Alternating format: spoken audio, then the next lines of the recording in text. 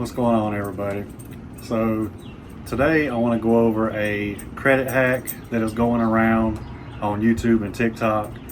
And by the way, I thought YouTube had a lot of scammers and people that don't know, well, crap about credit repair. TikTok is 10 times as bad. There's so much misinformation going on TikTok and YouTube. So the credit hack, these people are going around telling you the way to get your addresses removed from Experian, because we all know Experian is the hardest to get old addresses removed if they are tied to accounts. So they are telling you to call these creditors that you have these negative accounts with and updating the address to your current address. You literally just gave whatever company, we'll say Bank of America, your new updated address.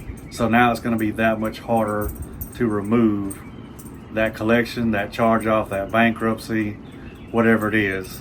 So you got to be careful with all the information that's on YouTube and Instagram and even TikTok, because again, people are telling you what you want to hear. Do not call these debt collectors and give them your correct address, because now you're going to make it that much harder to remove.